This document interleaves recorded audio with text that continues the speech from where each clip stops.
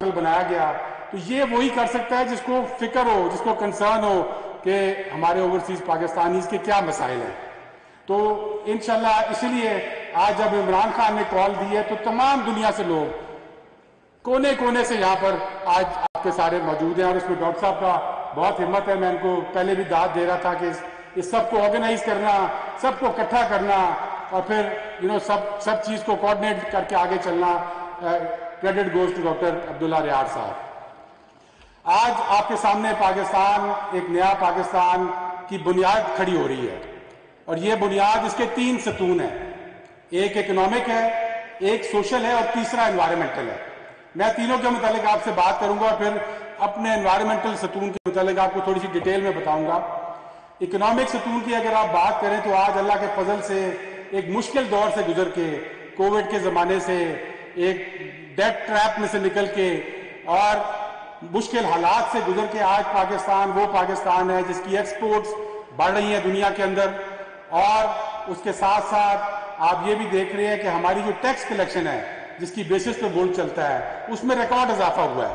یہ وہ ڈائریکشنز ہیں جو کہ صرف ایک مخلص لیڈر جو کہ پاکستان کا سوچ سکتا تھا وہ یہ کام کر سکتا تھا.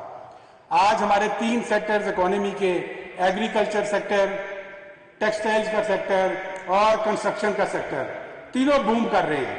اور اس طرح بوم کر رہے ہیں جس طرح انہوں نے پچھلی 2 دہائیوں میں کبھی نہیں کیا. ایگریکلچر میں ہماری ریکارڈ کراپس ہوئی ہیں، 1100 ارب روپیہ فارمرز کے پاس گیا ہے پچھلے سال. ٹیکسٹائل کے اندر آپ کسی بھی ٹیکسٹائل مل چلے جائیں وہ اس وقت ایکسپینشن پہ لگی ہوئی ہے. اس کے آرڈرز اتنے ہیں کہ وہ بیٹ نہیں ہو سکتے اور اس کی امپلائمنٹ اتنی ہے کہ اس کے پاس لوگ کم پڑ جاتے ہیں.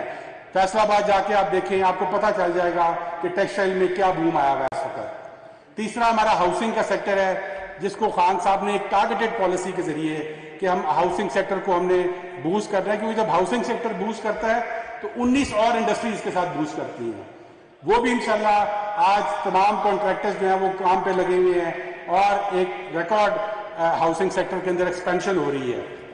دوسرا جو ہمارا پلر ہے گورنمنٹ کا وہ سوشل پلر ہے اور اس میں یہ سب سے امپورٹنٹ پلر ہے. جب ہمارے پرائم منسٹر بات کرتے ہیں ریاست مدینہ کی اور جب یہ بات کرتے ہیں کہ ہم نے حضور صلی اللہ علیہ وسلم کے ماڈل کو اپنانا ہے تو وہ یہ سوشل ماڈل کی بات کرتے ہیں. اور یہ ماڈل کیا ہے؟ بڑے آسان لفظوں میں یہ ہے کہ نیا پاکستان سب کے لیے. یہ ایک ایسا پاکستان ہے جو کہ ایلیٹسٹ پاکستان نہیں ہوگا. یہ ایک ایسا پاکستان ہے جس میں جو آپ کے بینیفٹس آتے ہیں اکانومی کے وہ تمام لوگوں تک پہنچائے جائیں گے. اور اس سلسلے میں احساس کا پورا پروگرام جو ہے اس کا ٹارگٹ یہ ہے کہ جو بھی فائدہ ہوتا ہے حکومت کو، جو بھی ٹیکس ریونیو آتا ہے، جو بھی پیسہ بڑھتا ہے وہ سب سے زیادہ سب سے نچلے طبقوں کو اس کو ضرورت ہے ادھر تک پہنچایا جائے. کامیاب پاکستان پروگرام اس کا ایک جزو ہے.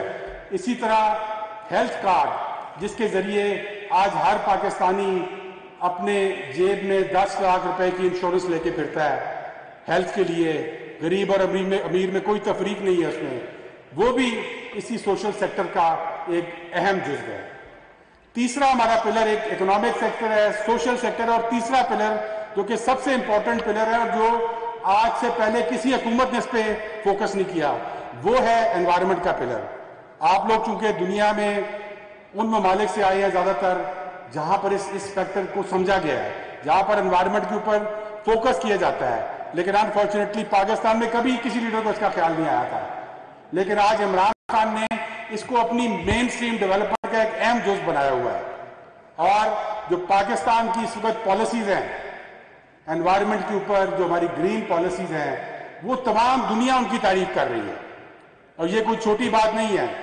ابھی میں آپ کو ایک چھوٹی سی ویڈیو دکھاؤں گا جس میں آپ کو دکھائیں گے کہ کون سے لیڈر پاکستان کے متعلق انوائرمنٹ کے اوپر کیا بات کر رہے ہیں.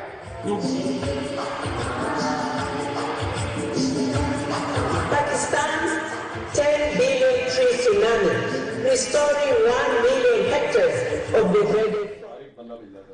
وفاقی وزیر ماحولیات ملک امین اسلم سمندر پار پاکستانی کنونشن سے خطاب